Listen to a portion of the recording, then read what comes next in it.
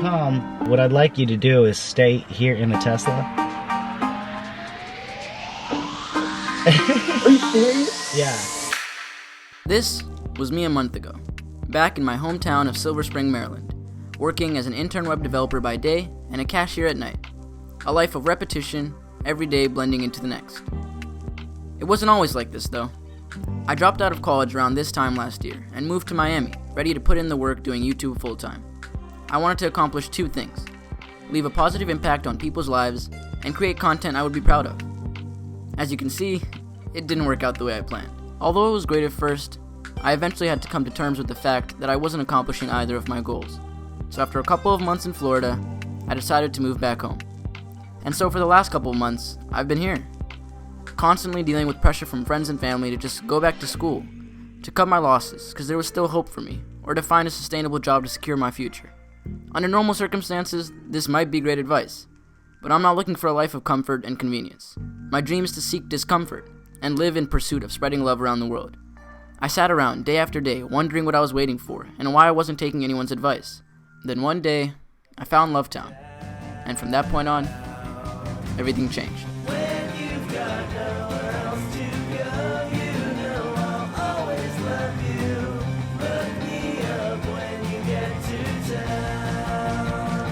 This is Emmanuel.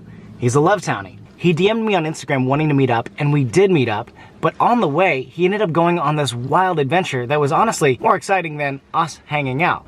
And well, I'll let him tell the story. I ended up watching all of their videos that night. Then suddenly, I had only one mission: to meet them as soon as possible. Then lo and behold, a week later, they posted on their Instagram that they were coming to Roanoke, Virginia, which isn't too far from where I live. However, since I sold my car earlier in the year, getting to Roanoke wasn't going to be easy. So I began to wonder, what if I just hit them up and asked them for a ride?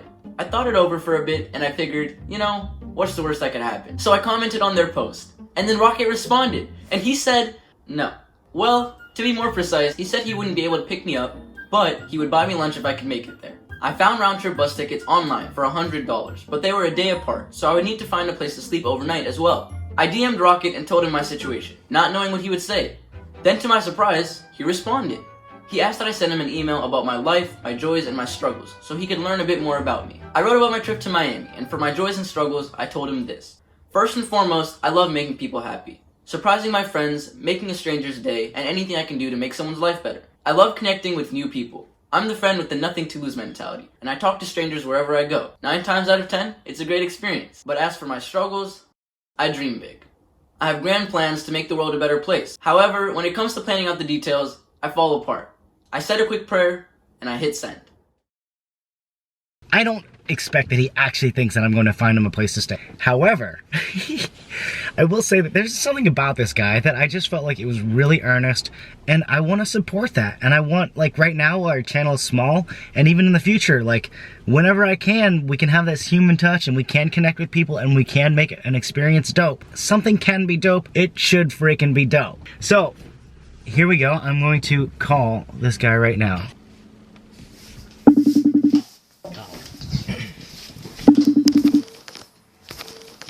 It's happening!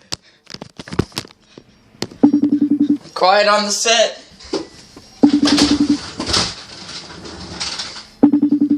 Picking up. Oh, here you go. Emmanuel. Yo. What's up, dude? How are you? What's up? I'm great. How are you? Good. I read your whole email. I read it twice. You're a good writer. Thank you. How long did that take you to write? Oh, like an hour. You took some A time. lot of editing. Well, it paid off. It's very nice writing, and I felt like it reflected you very well. I felt like it was a very honest voice that came through with that, so that was cool. Well, here's a question for you. What are you expecting out of this conversation? What do you think is why do you think I'm calling? I have no idea. That's the great part. Okay. I literally have no idea. Well, the truth is that Lovetown's still pretty small, and we have a shitload of DMs, but it's small enough still that I can go through and answer everything. So it's I'm trying to be really diligent about that because it is about community. So the fact that you took the steps to follow through and DM and that initiative, I was like, oh, okay, cool. I noticed that. I would say that I like that when I was like, well, you want to take a bus to Roanoke? You actually went and fucking looked it up, and I was like, okay. Yeah. That's pretty cool. When you were like, do you know anywhere I can stay in Roanoke? And you're like, that kind of face. Do you think that I was actually going to help you find a place? Or you just like asking? I'd I'll rather just leave it all out there. Whatever happens, happens. You just like, I'm just gonna fucking send it. So I thought about this because like, basically what I wanted to do is like, I want to invite you to come to Roanoke. If you have to get your tickets, but when you come, what I'd like you to do is stay here in the Tesla. Are you serious? Yeah. You're so much fun. Yes, hell yeah. I got a really good vibe from you, and that's why I asked you to write that stuff, because I feel like it reflects a lot about who you are, and so I just wanted to get that sense. And then I'm like, you know what? Fuck yeah, I'm gonna roll the dice on this. I'll just invite you. That's so sick, man. All right, dude. Well, I'm excited to meet you. Same here. I guess you're a grown-ass man. You're 19, right? And you've already traveled, so your parents will be like, all right, have fun. Or what? They're gonna be like, what the fuck are you doing? What's wrong with you? All right, mate. Cool. We'll stay in touch. Send me that info. And we'll see you Sunday. Awesome. See you then. Peace and love, bro. Wow, how fun is that? This kid seems awesome.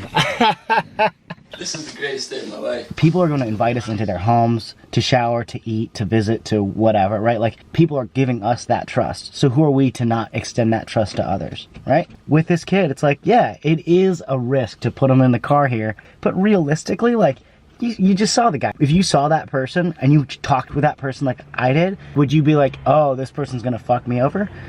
But once I bought the tickets, it hit me. These guys have no idea who I am. Like, there's the whole aspect of me going to see strangers off the internet, but at the same time, it's gotta be weird for them to invite a stranger off the internet to come stay with them. Personally, I feel like they have it a bit harder. My reason being, I know what I'm signing up for to some degree, because I've watched a bunch of their content, but the extent of their knowledge of me is me smiling like an idiot and nodding because I was so dumbfounded that I was on FaceTime with Rocket. Then I begin to think. So I go and I meet these guys, but then what? I'm back in the same situation that I was in the first place, sitting around at the convenience store for hours on end, then closing the store and doing it again, and again, and again. Predictable, easy, repetitive.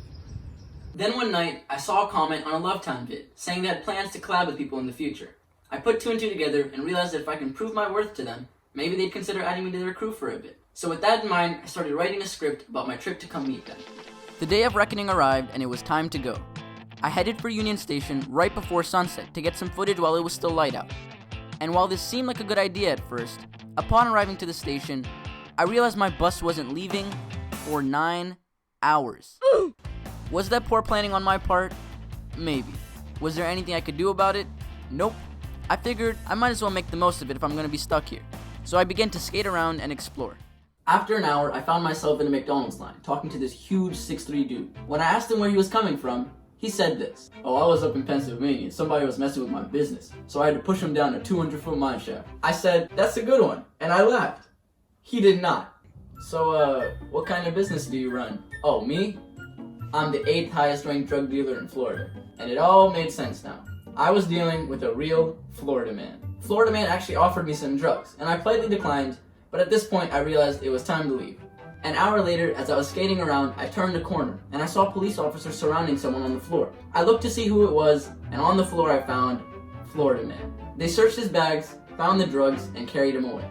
I had just witnessed the fall of a titan. His ranking definitely took a hit after that.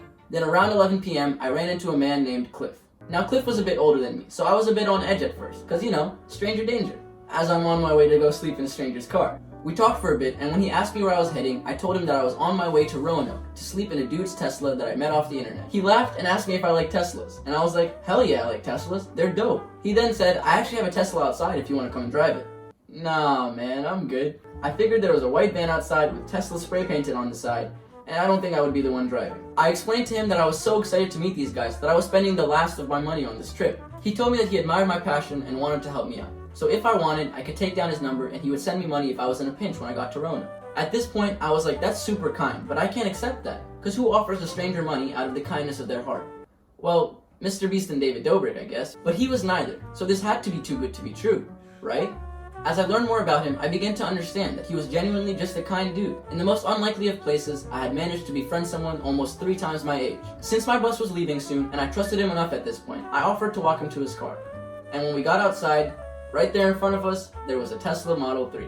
As he was getting in his car, he turned, looked at me and asked, "Are you sure you don't want to drive the Tesla?"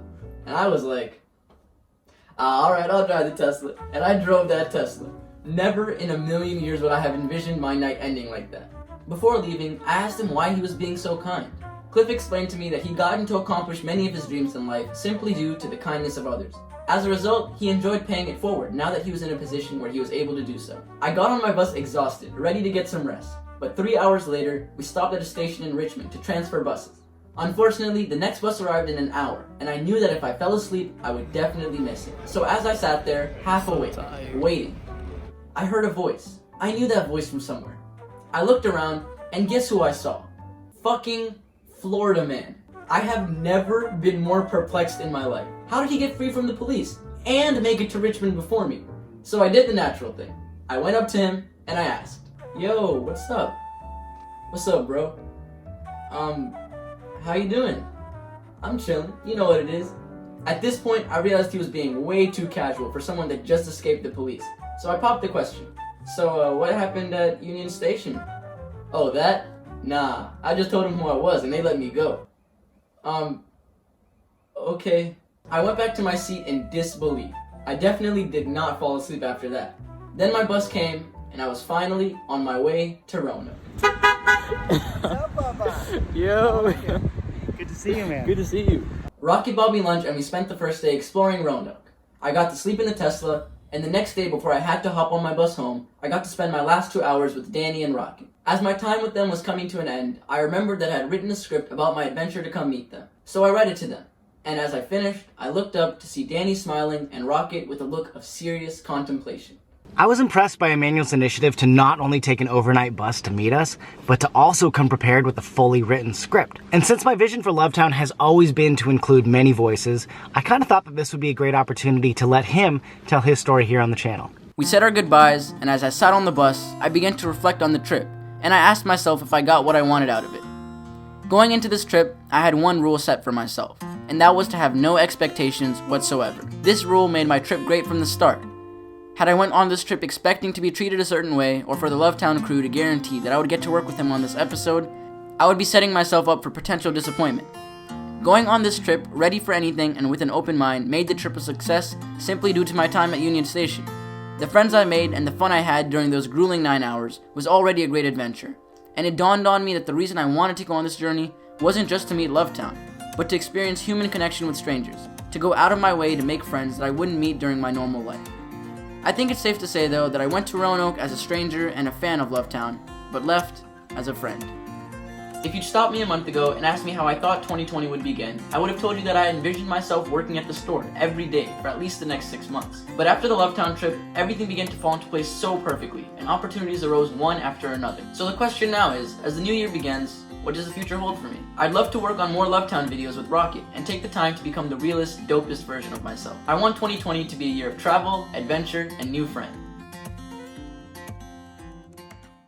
Alright guys, that is it. I hope you guys enjoyed this new format. Please let us know in the comments what you thought, how you feel. If you're looking for other ways to stay engaged, please follow us on the Instagram or join us on the Discord. That is it. Happy holidays. Keep shining, y'all, and we'll see you next week.